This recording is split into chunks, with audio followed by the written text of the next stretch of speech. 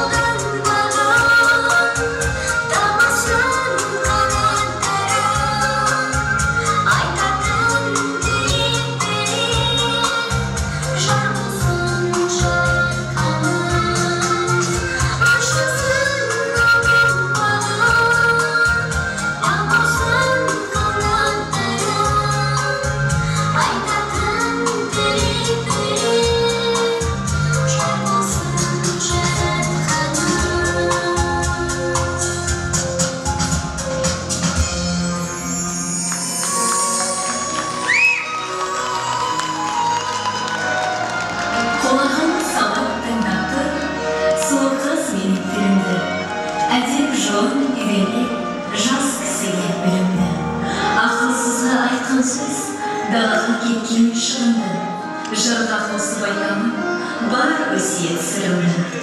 Бұрынғы күнім балалы, бой жеткен күнім бүгінгі.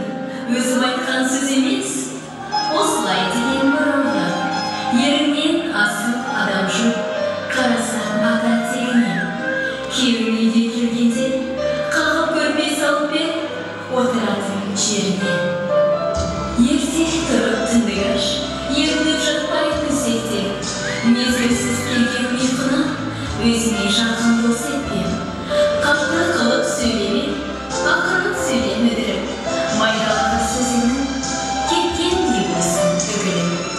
Жасы үлкенді сыйлап жүр, құрмет қылып жасқанып, бұрынғыдай ойламай, сабыр етіп шыдам қылып, аштық пенен тоғына, ынта менен қызмет қыл, Құдай қосқан жарыңа.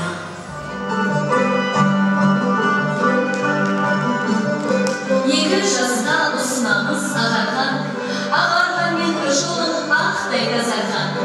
Ісің де ақ, жолың тақ болсын деп, ақ ұшқызу, ақ тілек боп саналған.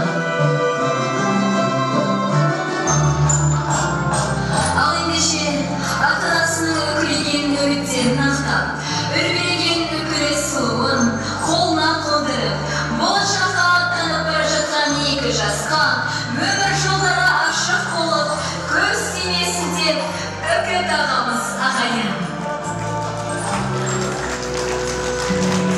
қойып алып, бұна ақшыбек орамалға қолын